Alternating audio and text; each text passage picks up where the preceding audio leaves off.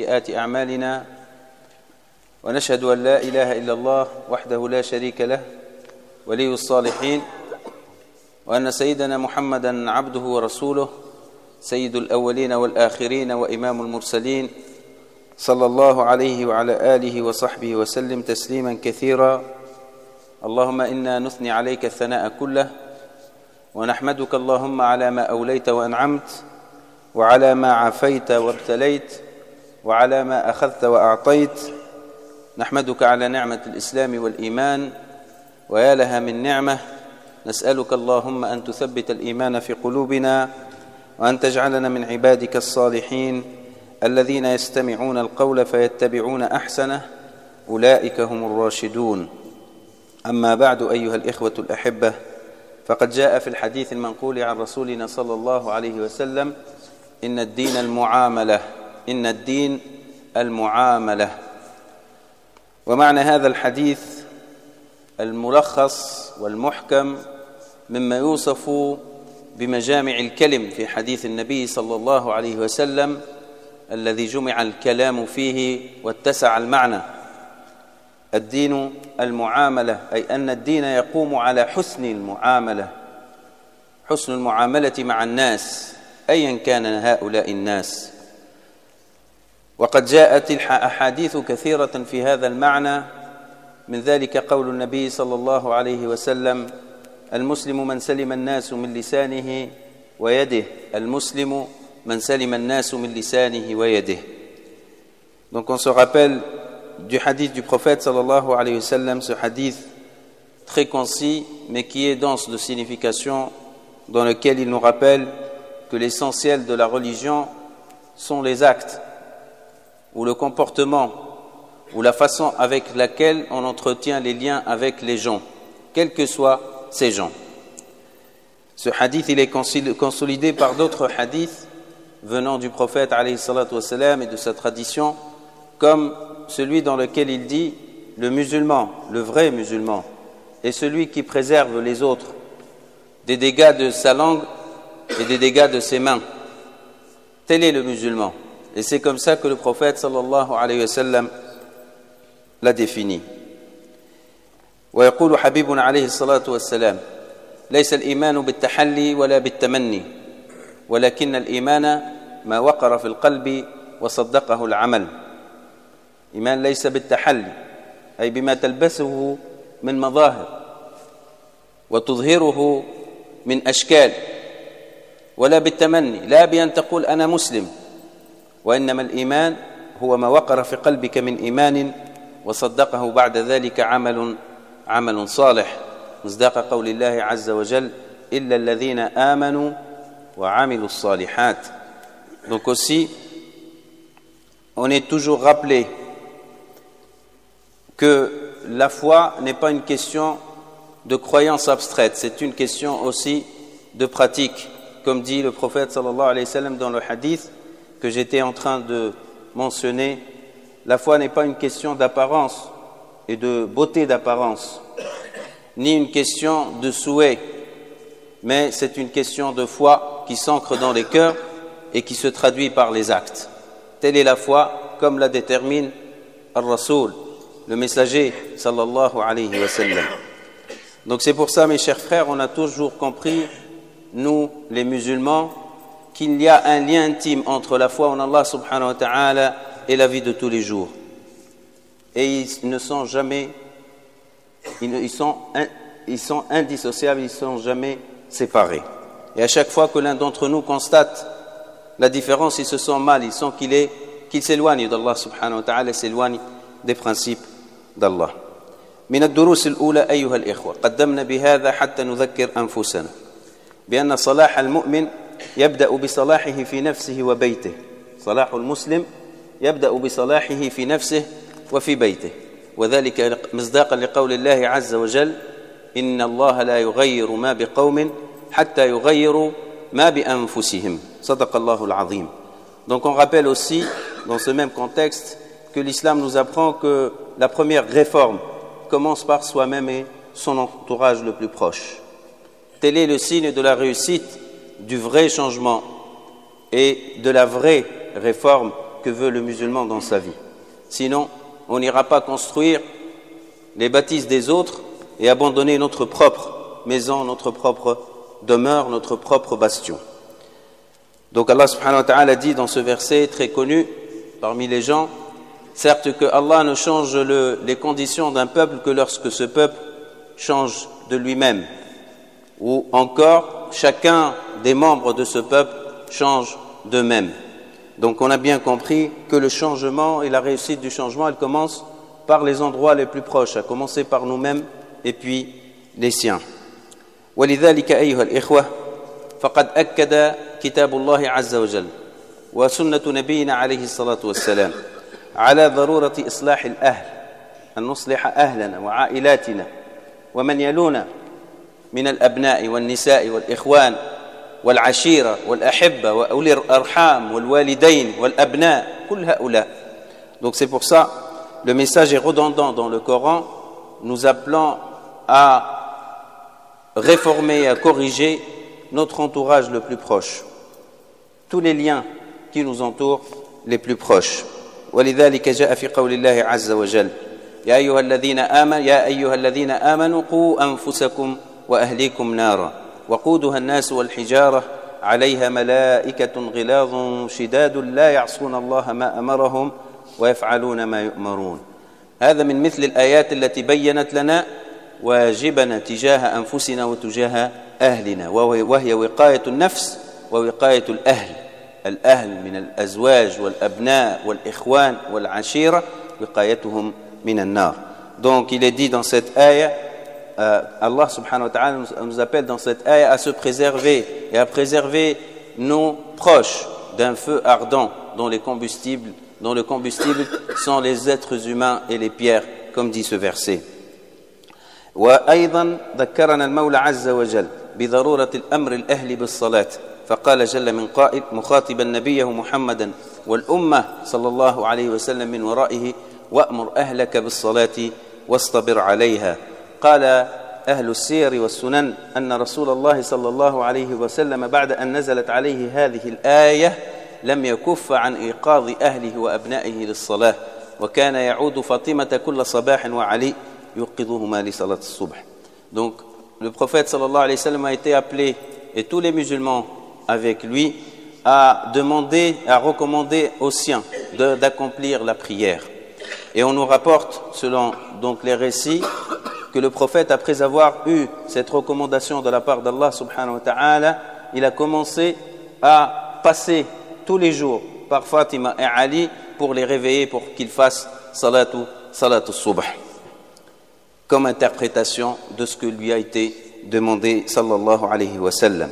هكذا أيها الإخوة أمرنا بإصلاح أنفسنا وإصلاح عوائلنا وإصلاح بيوتنا حتى نتقرب جميعا من الله سبحانه وتعالى. ويكون التذكير بادئ ذي بدء بالعلاقة بين الزوجين، وهما ركن البيت وأساسه حتى أن كلمة الأهل إذا أطلقت عند العرب قصد بها الزوجة لعظيم مكانة الزوجة والزوج في بناء الأسرة وفي بناء الأهل. Donc nous commençons, le début de toute cette structure commence par la fondation de la famille à partir de l'homme et de la femme, le mariage. Et le prophète sallallahu alayhi wa sallam, il n'a cessé d'émettre des recommandations à propos de ce sujet, et dans l'esprit d'un musulman, il y a une très grande importance qui s'est installée dans son esprit, donc par rapport à ce sujet. فأول البدء إذن أيها الإخوة بقول الله عز وجل ومن آياته أن خلق لكم من أنفسكم أزواجا لتسكنوا إليها وجعل بينكم مودة ورحمة. أساس هذا البناء ثلاثة أشياء ذكرت في هذه الآية، أولها السكينة وثانيها المودة وثالثها الرحمة. Donc Allah subhanahu wa ta'ala nous apprend dans ce verset 21 de Surat Ar-Rum les fondements du lien conjugal, sur quoi repose ce lien et vers quoi il tend, parce qu'il s'agit d'une construction. Ce n'est pas une naissance rapide de tous ces principes, c'est une construction à laquelle contribue l'homme et la femme. Beaucoup de gens pensent que c'est que dès le premier jour, tous ces éléments vont être présents d'un coup. Non, non. Allah subhanahu wa ta'ala nous apprend, son prophète nous apprend aussi, alayhi salatu wa salam, qu'il s'agit d'une construction qu'il faut mettre en place. Il s'agit de as-sakina, la sérénité, donc ce lien apaisé, ce lien tranquille, qui permet à chacun de se sentir bien à proximité de l'autre. As-sakina. Wal-mawadda. Al-mawadda hiya al-mahabba, le sentiment d'amour et d'attachement à son partenaire. Wal-rahma. وهذا خلق الرحمة خلق جمع أخلاقا كثيرة جمع أشياء كثيرة وبه وصف الله سبحانه وتعالى نفسه وفيه العفو وفيه المغفرة وفيه اللطف وفيه الرفق وفيه كل ما يبين حسن المعشر مصداق قول الله عز وجل وعاشرهن بالمعروف.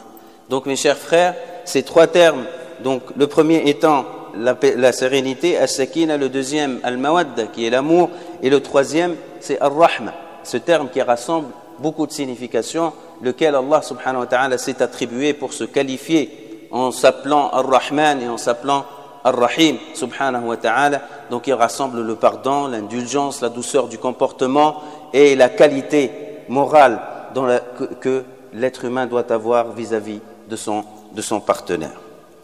وهذه من الصفات التي يقوم عليها البيت المسلم ويبنيها الزوجان. نأكد مرة أخرى يا إخواننا، هذه لا تولد بإمضاء عقد الزواج، وإنما بالوقت وبحسن المعشر وبفقه ما قاله الله سبحانه وتعالى ورسوله وبخشية الله سبحانه وتعالى واتقائه. Donc ces qualités, ce sont des qualités à acquérir. Elles naissent pas au jour même où on signe le contrat de mariage, où on se met sous le même toit. Donc c'est une contribution de chacun des deux partenaires qui fait que le foyer devient un foyer de sérénité, un foyer d'amour, un foyer de miséricorde. وهذه صفات نحتاجها في بيوتنا أيها الإخوة. نحتاج أن تكون بيوتنا هكذا ولينظر أحدنا كيف هو بيته. Il faut voir vraiment dans quel état sont nos demeures, nos foyers. Est-ce qu'ils sont vraiment dans cet état de sérénité? Est-ce qu'ils sont dans cet état où l'amour est la chose la plus répandue et partagée? Est-ce que nos foyers sont vraiment synonymes d'indulgence, synonymes de pardon, synonymes de cohésion? Et je rappelle encore une fois, c'est une construction, c'est l'effort de chacun. وقال جل من قائل هو الذي خلقكم من نفس واحدة وجعل منها زوجها ليسكن إليها. مرة أخرى السكينة. وقال جل من قائل وعاشرهن بالمعروف. المعروف هو كل عمل صالح، وبنيت العشرة في الإسلام أي قرب الاختلاط وكثرته. العشرة هي كثرة الاختلاط، لأنه المعرفة البعيدة ليست بعشرة، هي ضعيفة قليلة، وهي أيضا ينطبق عليها القول بالمعروف. ولكن الله تعالى نبهنا إلى أن نكون على المعروف دائما حتى وإن كثرت العشرة، حتى وإن طالت العشرة، بل وحين تطول العشرة. Donc Allah subhanahu wa ta'ala nous rappelle ici qu'il faut vivre. Et le terme ishra, c'est un terme, je dirais pas intraduisible, mais il veut dire la fréquentation, voire la fusion dans les liens. Donc être toujours ensemble sur toutes les choses, en tout moment presque. Et c'est un état de la relation, du lien qui ne peut exister qu'entre les époux et au sein de la famille, la petite famille. Et c'est là justement où le ma'rouf, ce terme que vous connaissez, qui rassemble toute la vertu, toute la morale, tout le bon comportement qui doit être présent. Ce n'est pas parce qu'on est proche ou tellement proche, ou on se fréquente énormément qu'on perd la bonne moralité. Au contraire. يذكرنا النبي عليه الصلاة والسلام يقول خياركم خياركم لأهله وأنا خيركم لأهله. هذا الحديث سمعتموه أيها الإخوة ولا نمل من سماعه، لا نمل من سماع هذا الحديث، لأنه يذكرنا بأن أحسن الناس خلقا هم أحسنهم خلقا بين الناس، وأحسن الناس في الناس هم أحسنهم لأهلهم، كما قال النبي عليه الصلاة والسلام خياركم هم خياركم لأهله. لماذا أيها الإخوة؟ لأن الخلق الحسن لا يبتلى صاحبه إلا إذا كان في موضع القوة وفي موضع السر، إلا إذا كان في موضع القوة وموضع السر، عندما لا يراك أحد، عندما لا يراك أصدقائك وزملائك في العمل والمصلين معك في المسجد والأجوار وكل هؤلاء الناس عندها يعلم حسن خلقك في السر والعلن. Donc pourquoi le prophète sallallahu alayhi wa sallam a-t-il insisté sur ce principe? Le meilleur parmi vous est celui qui est le meilleur envers ses proches, envers sa femme et la femme envers son mari. Pourquoi? Parce que c'est le moment où tu es dans ta discrétion, où tu es dans ton domaine qui est propre à toi. Donc tu trouves une certaine aisance à se découvrir, à montrer la réalité de ce que tu es. Et si, la qaddar Allah, tu te découvres, ou tu découvres, ou on découvre que tu as un double visage. À l'extérieur, tu es sympathique avec les gens. À l'extérieur, tu dépenses les sourires à gauche et à droite. À l'extérieur, tu sèmes la bonne parole et qu'à l'intérieur de chez toi, tu es un monstre. Homme ou femme, on ne parle pas que les hommes parce que la première image qui saute, c'est l'image de l'homme. Pareil, l'homme ou la femme, les enfants, à l'égard de leurs parents aussi. Pourquoi être indulgent à l'égard de ses copains à l'extérieur alors qu'on est à la maison hautain avec un langage dur envers ses parents ou le contraire aussi. Donc le meilleur parmi le vrai, c'est celui qui est chez soi, bon dans son comportement. Sinon, il va devenir parmi ces millions d'hypocrites, malheureusement, qui maintiennent une double vie. Cela ne plaît pas à Allah subhanahu wa ta'ala. خياركم خياركم لأهله كما قال النبي عليه الصلاة والسلام. وهذا يكون من الزوج كما يكون من الزوجة ويكون من الأبناء كما يكون من الآباء من جميع الأطراف وإلا لا تبنى العائلة. Encore une fois, on parle d'une construction. Ça ne vient pas sur des ordres. Et on est tous éprouvés, on est tous tentés par les difficultés de la vie, par plein de choses au sein de la famille qui nous font perdre la raison, qui nous font perdre la qualité de pardon, qui nous font perdre peut-être même la qualité des générosités et encore pire, l'amour. Mais Allah subhanahu wa ta'ala nous donne cette force de continuer grâce à cette intention de mieux faire les choses, de se rapprocher à Allah subhanahu wa ta'ala en se comportant de la meilleure façon envers les siens.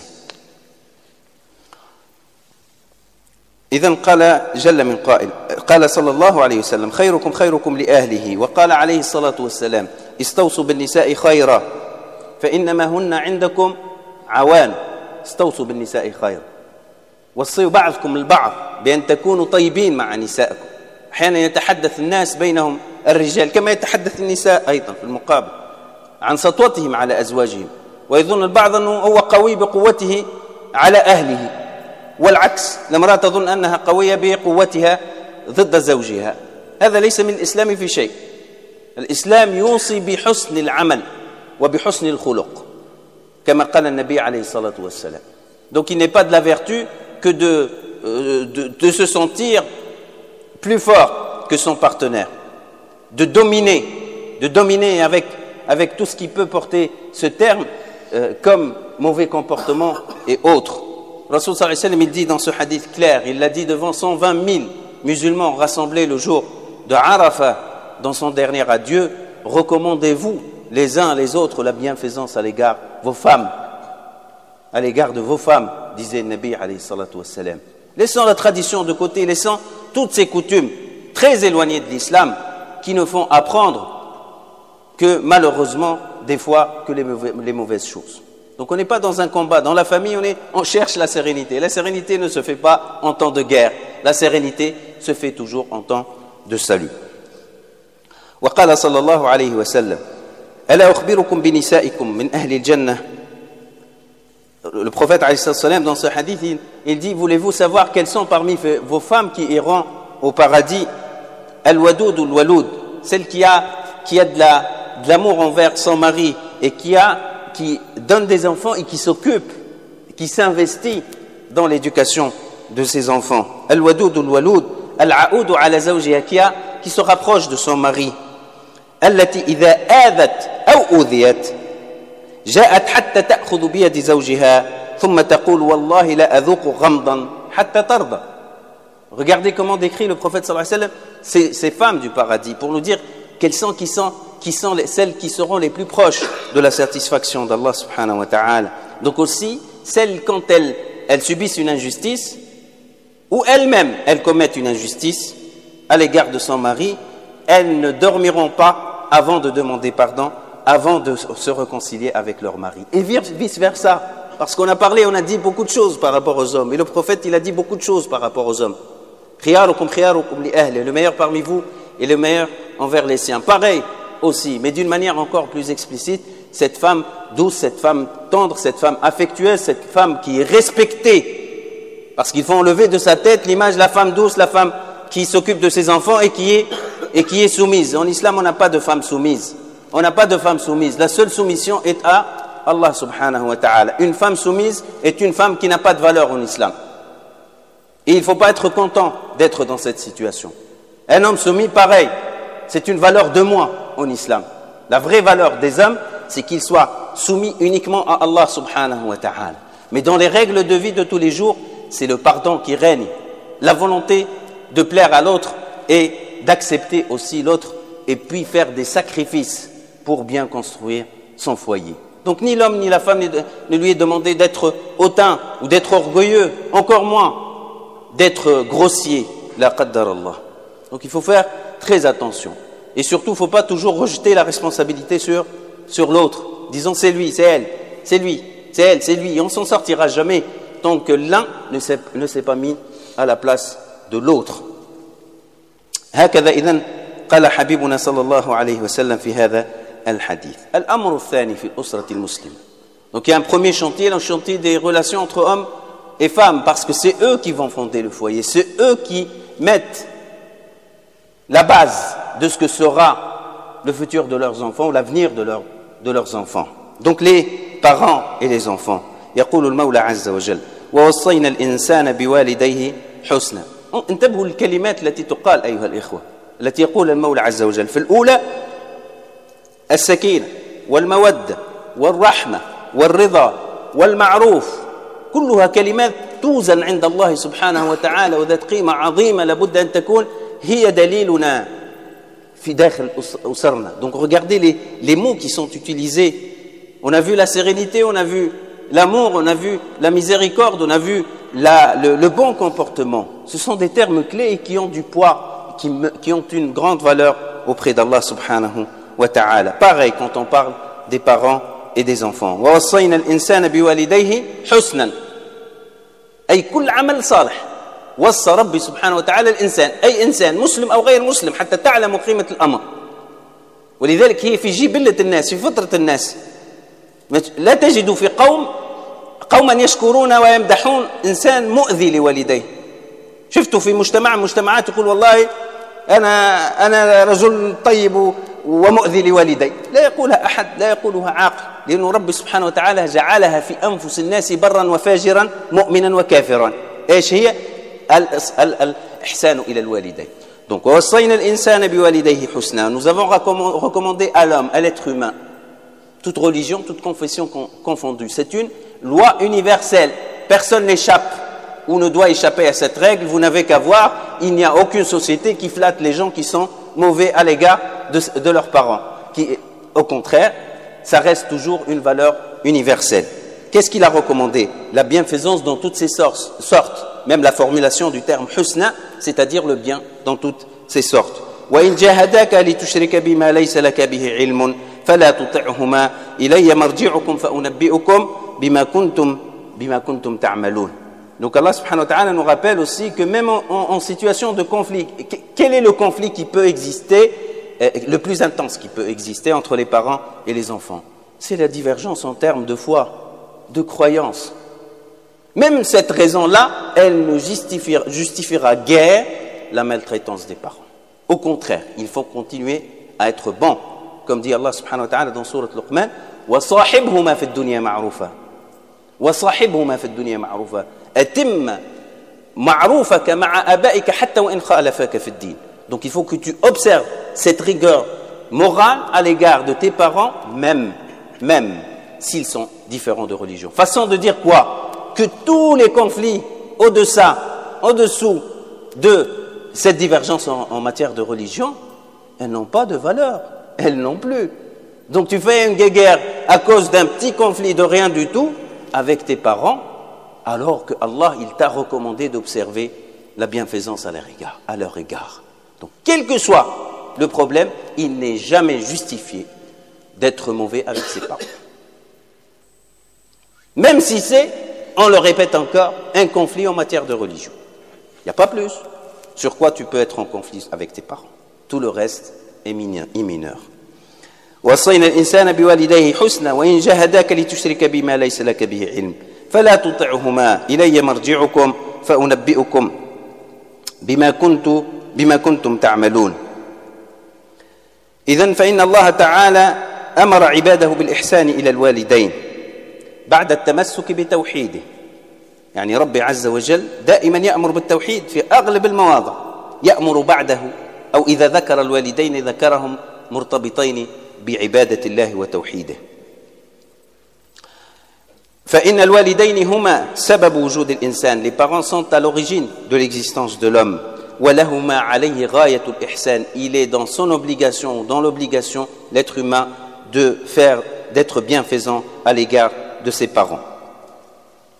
ثم قال عز وجل وقضى ربك ألا تعبدوا إلا إياه وبالوالدين إحسانا إما يبلغن عندك الكبر أحدهما أو كلاهما فلا تقل لهما أف ولا تنهرهما وقل لهما قولا كريما. Encore une fois, vous voyez, il y a plusieurs rappels parce que l'homme, il est tenté, il est menacé de l'oubli. Il risque d'oublier. Il peut tomber dans une situation difficile qui l'égare de ce que Allah subhanahu wa ta'ala lui a recommandé. Parmi ces situations difficiles, que dit Allah subhanahu wa ta'ala? فَإِمَّا يَبْلُغَنَّ عِنْدَكَ الْكِبَرَ. Quand les parents, ils arrivent à un certain âge, ils vieillissent. Qu'est-ce qui se passe quand ils vieillissent? La première des choses, ils perdent de leur autorité. Donc ils te laissent une marge où tu risques de désobéir à leurs ordres. Ils ne savent pas, ils ne t'écoutent pas, ils ne courent plus derrière toi. Donc tu trouves la marge de manœuvre pour faire le contraire de ce qui est bien. D'accord? Deuxième chose, c'est un moment où ils auront plus besoin de toi. La situation s'inverse. La situation, hop, s'inverse. Avant c'était toi, maintenant c'est eux. Avec toujours les mêmes règles de rigueur. Tu ne vas pas devenir pour eux comme un papa. D'accord? C'est-à-dire, tu n'auras jamais l'autorité d'un père sur tes parents, même s'ils sont faibles. C'est ce que nous apprend Allah subhanahu wa ta'ala. Et tu n'as aucun mérite par rapport à ce qu'ils font comparé à leur mérite à eux. Donc tu ne diras pas, ah, moi je m'occupe de lui, il est malade, je suis tous les jours chez lui. Mais rappelle-toi de ce que tu étais. Tu n'étais rien. Il n'y a rien à comparer entre ce qu'ils ont fait et ce que tu pourrais éventuellement faire s'ils auront besoin de toi. D'accord? Donc, les choses sont claires. Allah subhanahu wa ta'ala nous dit dans ces situations, les pires quoi. Les pires. Où vous allez vous sentir un peu plus haut que vos parents. Gardez la bienfaisance. Et surtout, ne leur dites même pas fille. Même pas. Donc ce qui va un peu en dessous, ne le faites pas non plus. Parce que fille, c'est la chose la plus négligée. Ça fait quoi? Ça fait quoi? C'est rien. Même ça, vous ne le faites pas. C'est pour dire, ce qui est encore plus grave, alors là, vous n'y pensez même pas. Les grossièretés, la maltraitance, etc., etc. Alors que tu trouves des gens qui sont, ils sont odieux. Ils disent des choses devant leurs parents. Insupportables à entendre. Ils font des gestes. Ils parlent à leurs parents comme ils parlent à des servantes des anciens âges. حتى قال النبي عليه الصلاة والسلام من علامات الساعة أي من علامات فساد الكون إيش؟ أن تلد الأمة ربتها. ما معنى تلد الأمة ربته؟ أن تعق البنت أمها ويعق الابن أباه وأمه. C'est pour ça que le prophète sallallahu alayhi wa sallam il a attiré l'attention, il a dit parmi les signes de la fin des temps. La fin des temps c'est synonyme d'un désordre inouï. C'est quoi? Quand la maman, quand la fille, elle prend le rôle de sa maman en matière d'autorité. C'est ça le sens. La servante, elle accouche de sa maîtresse. C'est ça. C'est imagé. D'accord? Donc il faut faire très attention, mes frères, mes sœurs. Ne pas prendre à la légère la chose, négliger et compter sur le pardon des parents. عندك ضمان أنه إذا أذيتهما أن يعفو عنك. Tu n'as aucune garantie que tes parents te pardonnent. Il ne faut pas trop compter sur cela.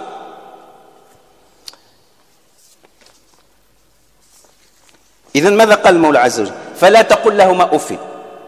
زد على ذلك. سبحان الله، لأن الإنسان أحيانا لا يفهم. ولا تنهرهما. لا تنهرهما. Ne fais pas des gestes ni des paroles qui veut dire je suis fatigué, je ne peux pas m'intéresser à toi, laisse-moi tranquille. Toutes ces expressions malheureuses que certains disent à leurs parents. Ils le disent dès leur jeune âge. Malheureusement, maintenant, on entend des gens de plus en plus jeunes se comporter de cette manière fâcheuse avec ses parents. Qu'est-ce qu'ils vont faire quand ils vont grandir? Il faut s'attendre au malheur, alors. وَلَا تَنْهَرْهُمَا. Parce que quand ils sont vieux, ils deviennent vieux, c'est la redondance, ils te répètent la chose 1000 fois, donc tu as tendance à en avoir marre. N'est-ce pas? À en avoir marre. Et tu es susceptible, du coup, d'être dur avec eux. Allah nous dit non, ne soyez pas dur avec eux. وَقُلْ لَهُمَا قَوْلًا كَرِيمًا. ليس فقط لا تقل لهما أف، ليس فقط لا تنهرهما، وغير المنكر في قولك بالمعروف والكرم. قل لهما قولا كريما. اختر من الألفاظ ما يرطب قلبيهما. تعرفوا يا أخوانا، قال العلماء في أف هذه، قال تدرون ما أف؟ أف ليست أف الغضب، بل أف التعب. ليست أف الغضب بل أف التعب. ايش معنى؟ أنت تعبان زي جنب والدك وتقول أف أنا تعبان، فقد أذيته لأنه يتألم لأذاك. Vous savez, mes chers frères, le filles cité dans le Coran, certains savants ils ont dit c'est pas la off de la colère, oh, c'est l'off de la fatigue. Il ne faut pas montrer devant ses parents qu'il est fatigué parce que ça leur fait mal. Regardez la douceur qu'Allah subhanahu wa ta'ala nous recommande à l'égard de notre parent. Alors ne parlons pas de ces comportements étranges qui font peur, que nous voyons tous les jours dans nos familles. وَقُلْ لَهُمَا قَوْلًا كَرِيمًا. زيد واخفض لهما جناح الذل من الرحمة وقل رب ارحمهما كما ربياني صغيرا. ما معنى واخفض لهما جناح الذل؟ واخفض لهما جناح الذل. ذل صفة قبيحة مذمومة مكروهة لا يحبها الله ولا رسوله إلا لله. طلبها لمن؟ للأبوين. Donc l'humilité et le terme dhul, il veut dire pas seulement l'humilité, l'humiliation, se montrer humilié. Alors qu'Allah subhanahu wa ta'ala nous a demandé de ne jamais montrer l'humiliation, de ne pas se laisser faire, maîtriser, soumis à qui que ce soit, sauf à Allah subhanahu wa ta'ala. وَلِلَّهِ الْعِزَّةُ وَلِرَسُولِهِ وَلِلْمُؤْمِنِينَ هكذا علمنا ربي سبحانه وتعالى. Un musulman ne doit jamais être atteint de soumission, sauf à Allah, comme disent les textes. Dans ce cas-là, montrer l'humilité, on va utiliser le terme humilité à l'égard des parents, se montrer humilié à l'égard des parents est une vertu, mes chers frères. À cause de quoi? À cause de cette rahma, en raison de quoi, pardon? De cette rahma que tu as dans ton cœur à leur égard. Ton père, il te crie dessus, papa, c'est pas grave. Comme un petit, même si tu as 60 ans, même si tu as 70 ans, comme un petit gamin, tu réponds à ton père, tu réponds à ta maman. Elle se fâche contre toi, ne te rebelle pas contre elle. Taïb, maman, je vais faire. C'est pas grave, Inch'Allah, je vais trouver une solution. Pardonne-moi. C'est comme ça qu'il faut se comporter. واخفض لهما جناح الذل من الرحمة. زد على ذلك وقل رب ارحمهما كما ربياني صغيرا. Rappelle-toi tout le temps. Leur mérite, il ne sera jamais compensé, tu ne pourras jamais le compenser, même si tu te reproduis 1000 fois. حتى قال النبي عليه الصلاة والسلام رغم أنف 3 مرات يعيدها رغم أنف يعني أصاب الذل والصغار من أدرك أبويه في الكبر ولم يدخلاه الجنة. يعني ربي سبحانه وتعالى أعطاك فرصة تريد أن تدخل الجنة اعتني بأبويك عند الكبر. كن بين يديهما خادم صغير حقير، نعم، مع والديك أنت تكون في هذا الوضع وتقبل به وتحبه لأنه يقربك من الله سبحانه وتعالى. واخفض لهما جناح الذل من الرحمة وقل رب ارحمهما كما ربياني صغيرا. لا تكفوا عن هذا الدعاء لوالديكم أيها الإخوة، فهو دعاء قرآني، وهي من أوجه قبول الدعاء. عندما تذكروا والديكم أحياء أو أمواتا، وقل رب ارحمهما كما ربياني صغيرا. وعن عبد الله بن عمرو بن العاص قال قال رسول الله صلى الله عليه وسلم: رضا الله في رضا الوالد وسخط الله في سخط الوالد. رضا الله في رضا الوالد. الوالد هي الأم ولا الأب؟ الاثنين، مش الوالد الأب فقط. وسخط الله في سخط الوالد. Donc, comme le dit ce hadith, la satisfaction d'Allah est fonction de la satisfaction des parents. Et la colère d'Allah est fonction aussi de la colère des parents. Choisissez votre position. وعن أبي هريرة رضي الله عنه جاء رجل إلى رسول الله صلى الله عليه وسلم فقال: يا رسول الله من أحق الناس بصحابتي؟ قال أمك. قال ثم من؟ قال أمك. قال ثم من؟ قال أمك. قال ثم من؟ قال أبوك. رواه البخاري ومسلم. هذا من أشهر الأحاديث بيننا بين الناس في أمة الإسلام، اشتهر اشتهار الحمد لله رب العالمين. ولكن وين هم الذين يطبقونه؟ أين هم؟ أين هم؟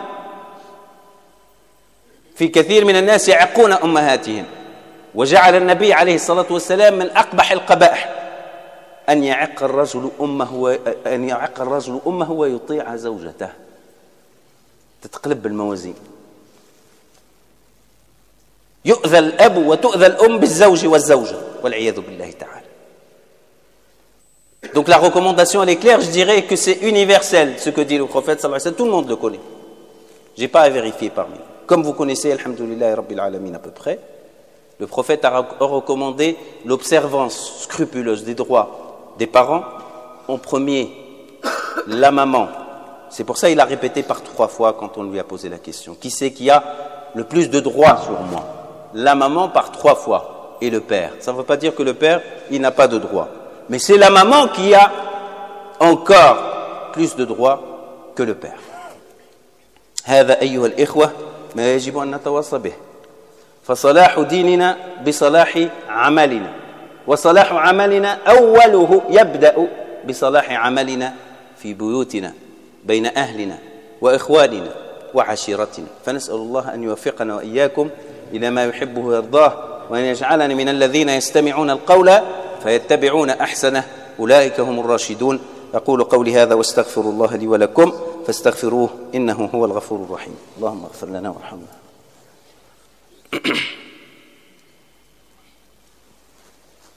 الحمد لله وكفى، والصلاة والسلام على حبيبه المصطفى سيدنا محمد وعلى آله وصحبه وسلم تسليما كثيرا. ونشهد أن لا إله إلا الله وحده لا شريك له، ونشهد أن سيدنا محمدا عبده ورسوله صلى الله عليه وعلى آله وصحبه وسلم تسليما كثيرا. ثم يقول المولى عز وجل: وأولو الأرحام أو بعضهم أولى ببعض في كتاب الله. الشوط الثالث هي الأخوة، الإخوة والأخوات، هذا الفرع المنسي في البر والعمل الصالح والإحسان. كثير من الناس يقولوا الزوجة، طيب الزوجة والزوج متفقين، الأب والأم متفقين، لكن في ناس منسيين، هم الإخوة والأخوات الأشقاء، أخوانك من أمك وأبيك أو من أحدهما. هذا فرع منسي، كثير من الناس لا يهتمون به. وهذا الزمن، زمن المادة الذي نعيش فيه، يضعف العلاقة بين الإخوة، هو يضعفها بين الآباء والأبناء بعد، بين الأزواج والزوجات، ثم يزيد على ذلك بأن يضعفها بين الإخوة والأخوات. Le troisième niveau, c'est les liens avec les frères et sœurs. Cet endroit un peu négligé, voire beaucoup négligé et oublié par certains, parce que déjà, dans cette civilisation, dans cette époque très matérialiste, on arrive à peine, et des fois on n'arrive même pas à observer les liens, les bons liens avec ses propres parents, père et mère. Donc on laisse en dernier. Et ces règles de vie individualistes qui s'imposent et que nous acceptons aussi, parce qu'aussi, il n'y a pas que les règles qui dominent, il y a les gens qui acceptent ces règles d'individualisme qui se sont placées petit à petit dans ce monde, font que on s'intéresse de moins en moins à nos frères et sœurs. Alors que Allah subhanahu wa ta'ala il dit dans le Coran wa ulul arhami ba'duhum awla bi ba'd fi kitabillah. Donc les gens à qui tu as un lien utérin, donc de naissance, donc tu sors du même ventre en premier, après les oncles, après les tantes, etc., ont un lien privilégié. Tu dois tenir ou entretenir un lien privilégié à leur égard. وَلَهُمْ عَلَيْكَ حُقُوقٌ وَلَهُمْ عَلَيْكَ حُقُوقٌ أمام الله سبحانه وتعالى. عن أبي ذر رضي الله عنه قال أوصاني خليلي هذه صيغة حب وقرب من رسول الله صلى الله عليه وسلم أي الصديق القريب المحب. أوصاني خليلي بخصال من الخير. أوصاني إذن أبو ذر nous rapporte que le prophète qu'il nomme ici par Khalili, mon ami le plus intime, le plus proche, celui que j'aime le plus et qui m'aime le plus, donc il m'a recommandé certaines qualités de bien. أوصاني أن أنظر إلى من هو دوني ولا أنظر إلى من هو فوقي. Donc il m'a recommandé d'observer les conditions de ceux qui ont moins de moyens que moi, au lieu d'observer ou de regarder, de se comparer à ceux qui ont des moyens supérieurs aux miens. Il ne faut pas regarder les gens qui ont plus que toi, sinon ça va réveiller en toi des ressentiments, des mauvaises choses. Regarde ce qu'il y a qui est moins que toi et remercie Allah subhanahu wa ta'ala pour ce qu'il t'a donné. C'est une règle précieuse. وَأَوْصَانِي بِحُبِّ الْمَسَاكِينِ وَالدُّنُوِّ مِنْهُمْ. Il m'a recommandé d'aimer les plus démunis, les plus pauvres et de se rapprocher d'eux. Vous découvrez une qualité, mes frères. Une qualité qui était celle du prophète sallallahu alayhi wa sallam et qu'il a recommandé à Abu Dharr, qu'il nous recommande. Se rapprocher des pauvres, des gens démunis, des gens malades, des vieux, de tous ceux qui n'ont pas la force et qui sont délaissés par l'ensemble de la société. Toi, c'est ta destination la plus préférée. Rapproche-toi d'eux, disait le Nabi sallallahu alayhi wa sallam. Wa awsani bi hubbil masakin. Parce que beaucoup de gens ont de l'orgueil à l'égard des pauvres. Il y a une mentalité qui court. Ce sont des gens qui assument les dégâts de leur comportement. Donc on les délaisse. C'est comme si on les punissait, comme ça. Non. Le musulman, il ne réagit pas comme ça. On essaye d'être meilleur envers ces gens-là. وأوصاني أن أقول الحق وإن كان مرا. Il m'a recommandé de dire la vérité même si elle est amère. وأوصاني أن أقول الحق وإن كان مرا. وأوصاني أن أصل رحمي وإن أدبرت.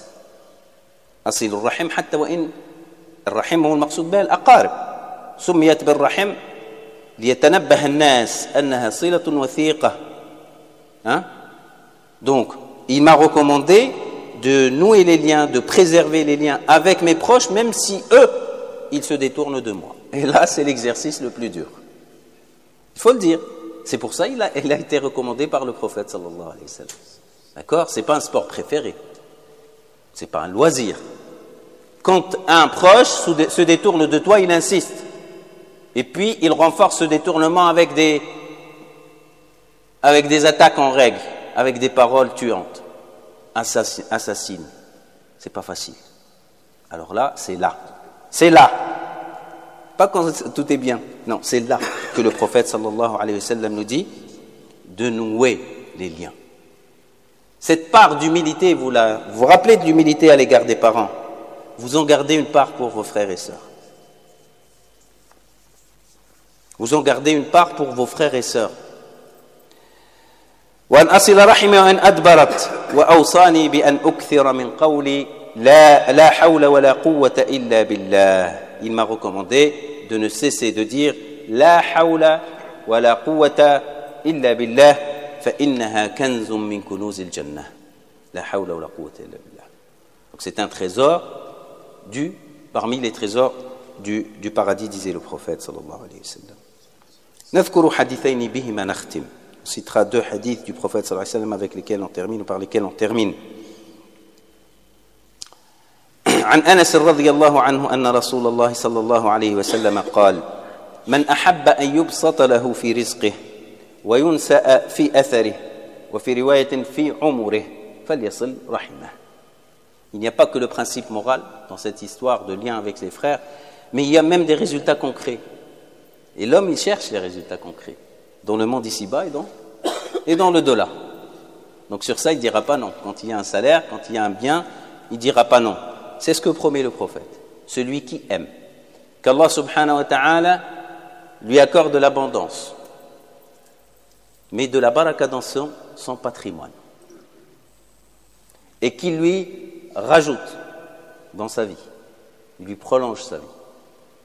Les ulama, ils ont dit prolonger en termes de quantité de temps, ou bien aussi, encore une fois, la baraka dans la vie. Une vie de 60 ans vaut une vie de 180 ans.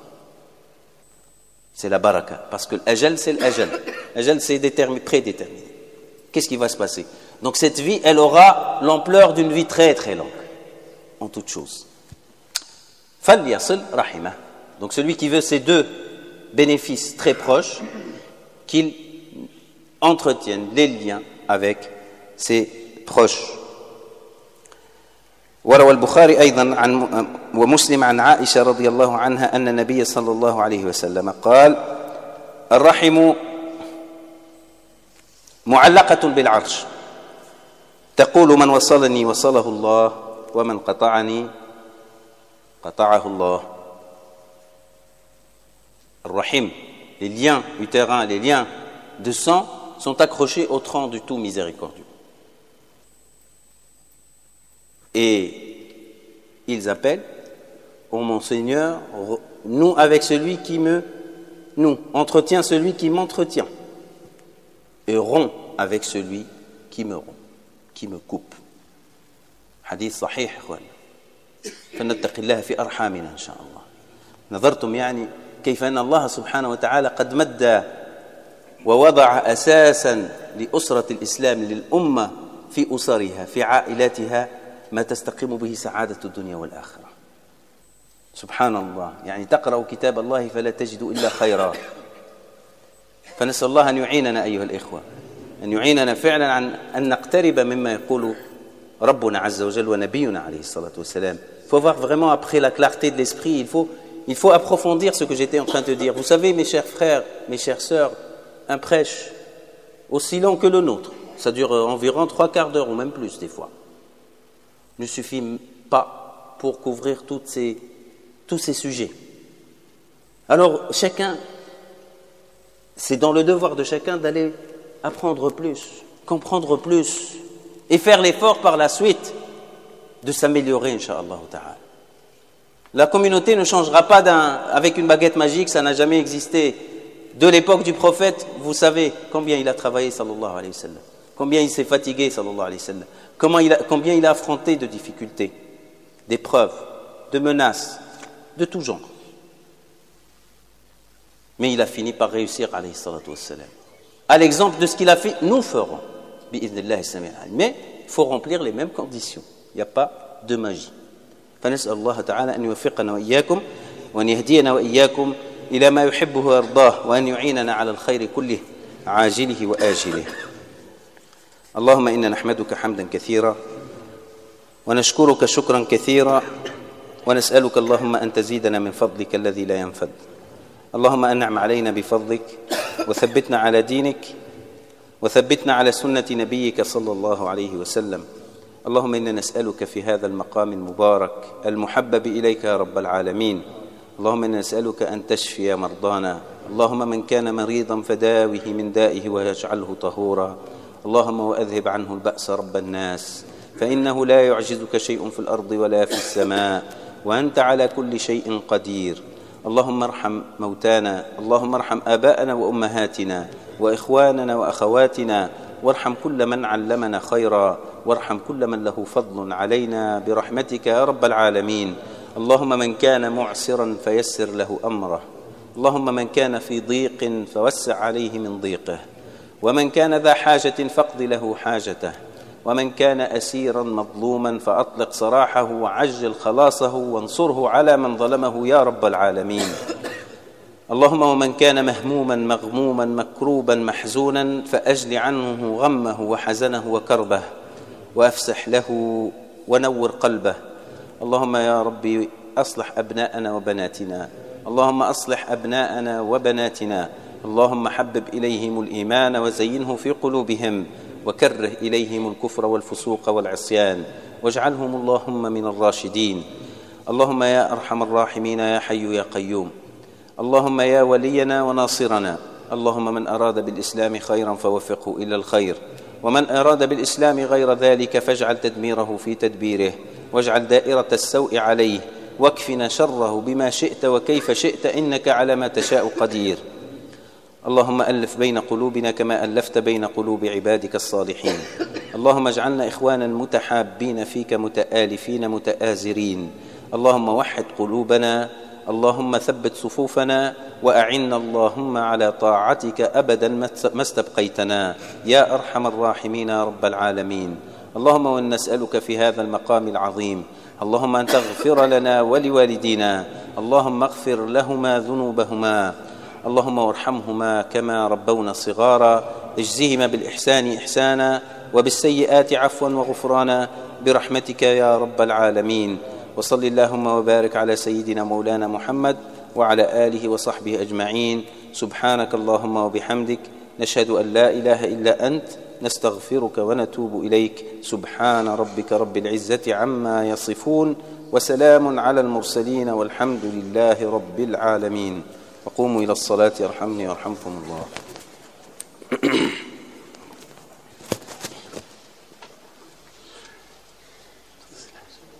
أقم الصلاة. الله أكبر الله أكبر، أشهد أن لا إله إلا الله وأشهد أن محمدا رسول الله. حي على الصلاة، حي على الفلاح، قد قامت الصلاة، قد قامت الصلاة. الله أكبر الله أكبر، لا إله إلا الله.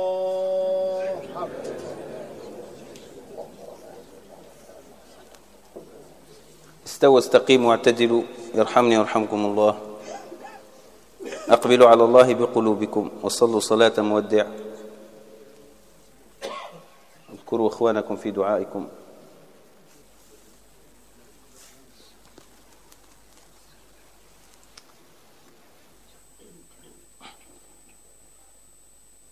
الله أكبر.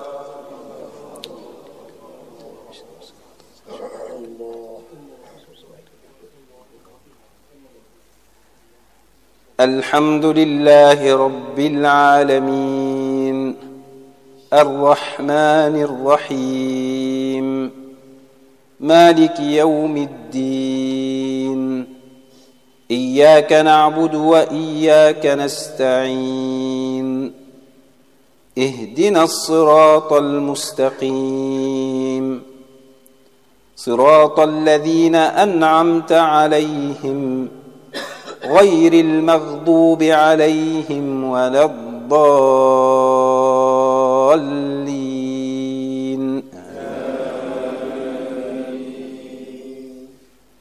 إن الذين آمنوا وعملوا الصالحات كانت لهم جنات الفردوس نزلا، خالدين فيها لا يبغون عنها حولا.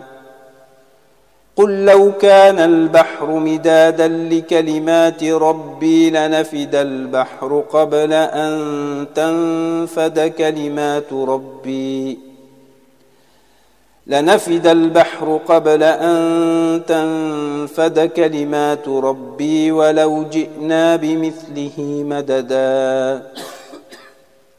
قل إنما أنا بشر مثلكم يوحى إلي أنما إلهكم إله واحد فمن كان يرجو لقاء ربه فليعمل عملا صالحا ولا يشرك بعبادة ربه أحدا. الله أكبر.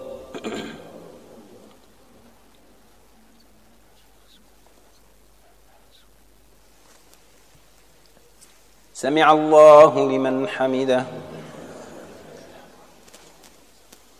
الله أكبر.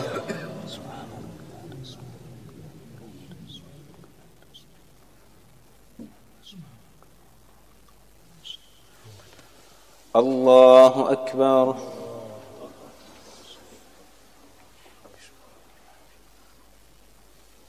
الله أكبر.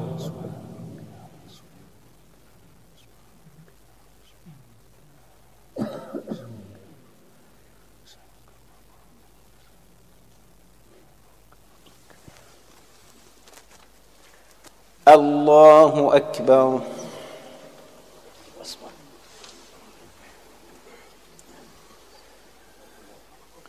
الحمد لله رب العالمين الرحمن الرحيم مالك يوم الدين إياك نعبد وإياك نستعين اهدنا الصراط المستقيم صراط الذين أنعمت عليهم غير المغضوب عليهم ولا الضالين.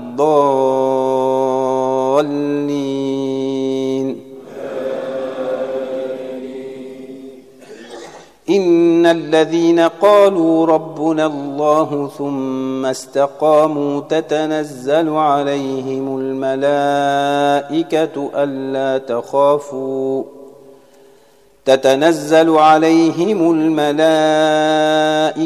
ألا تخافوا ولا تحزنوا وأبشروا بالجنة التي كنتم توعدون. نحن أولياؤكم في الحياة الدنيا وفي الآخرة ولكم فيها ما تشتهي أنفسكم ولكم فيها ما تدعون نزلا من غفور رحيم. ومن أحسن قولا ممن دعا إلى الله وعمل صالحا وقال إنني من المسلمين. الله أكبر.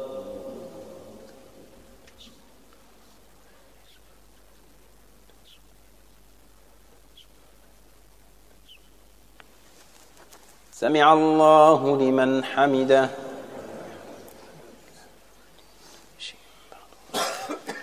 الله أكبر.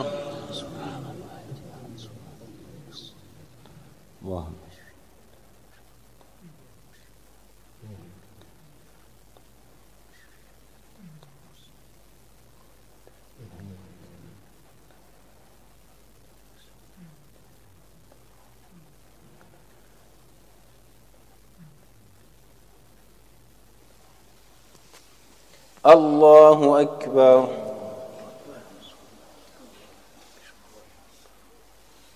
الله أكبر.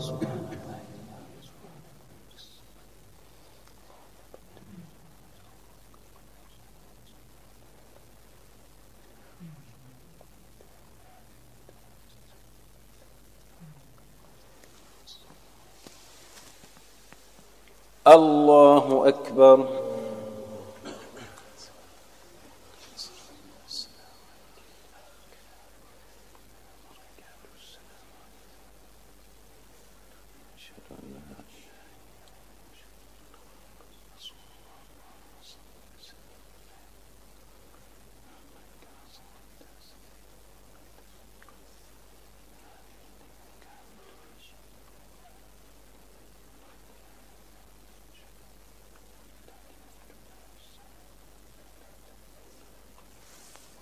السلام عليكم ورحمة الله. السلام عليكم ورحمة الله.